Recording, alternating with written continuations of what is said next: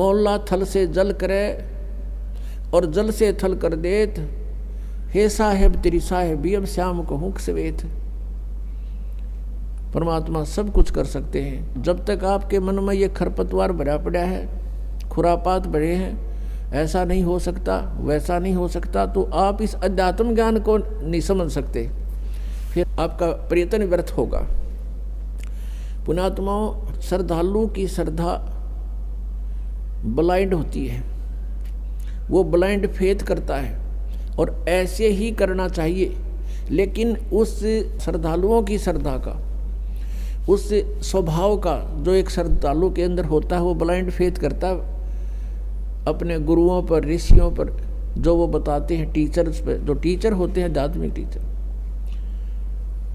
और उन्होंने श्रद्धालुओं ने इन अज्ञानियों को महर्षि मंडलेश्वर और परम धड़ी मान लिया, सतगुरु समझकर उन पर विश्वास कर लिया, उन्हें जो वचन कहे धार लिए, शिरोधार्य कर लिए। वो दुरुपयोग किया उन्होंने, अभी तक मूर्ख बना रहे हैं, उनको खुद ज्ञान नहीं, श्रद्धालु उनके पीछे लगे हुए हैं। अब आप जी को ये ज्ञान ग्रहण करने के लिए फिर से आपने उसी स्थिति पाना पड़ेगा, क्योंकि काल ये चाहता है कि ये भगवान से दूर हो, किसी तरह हो। जैसे पूरा चीन नास्तिक बनवा दिया और रूस नास्तिक हो गया, क्योंकि जैसे महात्मा बुद्ध थे, ये पुण्यकर्मी प्राणी था, स्वर्ग से सीधा आया था, राजा का लड़का था। जो व्यक्ति स्वर्ग से आया है तो यहाँ के सुख उसको कुछ नहीं लगते, उसका मन नहीं लगा, पिछले संस्कारों ने अंगड़ाई ली, वो घर त्याग कर चला गया, मनमुखी साधना शुरू कर दी, हठ योग किया, मरने को हो गया। गया के अंदर एक माई ने उसका मुंह का दूध चावल लगाए, जब वो धीरे धीरे होश में आया, कुछ फिर आहार करने लगा, तब उसने कहा था starvation could not lead to salvation, भूखा मरण तक भगवान नहीं मिल सकता। फिर उसके पिछले संस्कार थे कुछ, उसके कारण उसके वचन में शक्ति थी, लाखों लोग अनुयायी हो गए, लेकिन वे ऑफ वर्शिप ठीक नहीं थी। जैसे पूरा चीन महात्मा बुद्ध के विचारों से प्रभावित होकर उसके साथ धार्मिकता से लगे थे, ना कि राजनीति से। अब आगे चल के महात्मा बुद्ध के द्वारा बताए गए साधनों से, वे ऑफ वर्शिप से, पूजा की विधि से कोई लाभ हुआ नहीं, वो नास्तिक होने थे, क्यों भगवान है ही नहीं फिर। तो ये यही चाहता है कि जैसे ही ये लाखों करोड़ों व्यक्ति नकली गुरुओं के पास पहुंच गए, अच्छी आत्माएं श्रद्धा से बैठे हैं और सोचते हैं मोक्ष होगा, अब उनको इस ज्ञान का पता चलेगा, परमात्मा के सच्चे ज्ञान का, तो वहाँ से भागेंगे वह। ऐसा कोई पागल नहीं आज के दिन, ऐसा बावला नहीं है कि उन मूर्खों के फिर भी चिपका रहेगा, और फिर भी चिपका रहेगा तो है उल्लू पड़ा रहेगा वहाँ पर।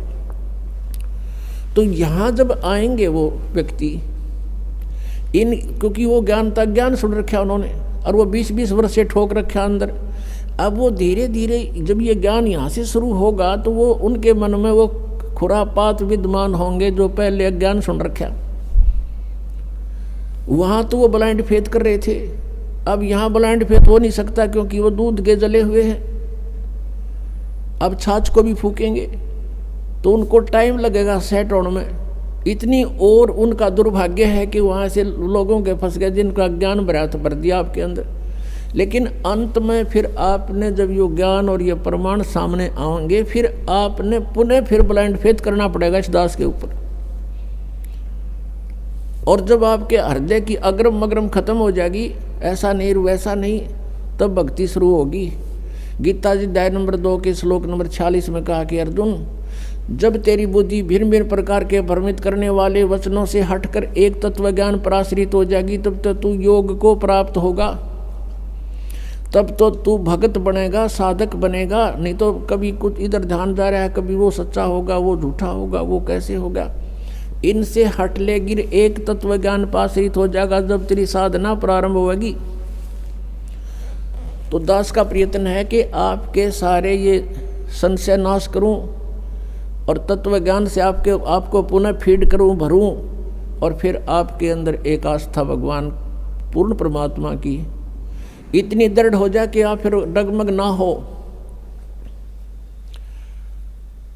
और इसके बिना आप इस मार्ग पर चल नहीं सकते, क्योंकि काल का दाव है, पल पल पर वो छल करता है। उसका तो उद्देश्य यही है कि पुण्यात्मा भक्तिहीन हो जा, नास्तिक हो जाए, विशेषकर कलयुग में। कलयुग में क्यों? क्योंकि परमात्मा से इसने वचन ले लिए थे कबीर भगवान से, इस काल भगवान ने, कि प्रभु 3 युगों में जीव कम ले जाना, और चौथा युग जब कलयुग आवे तब तव शरण जीव बहु जावे।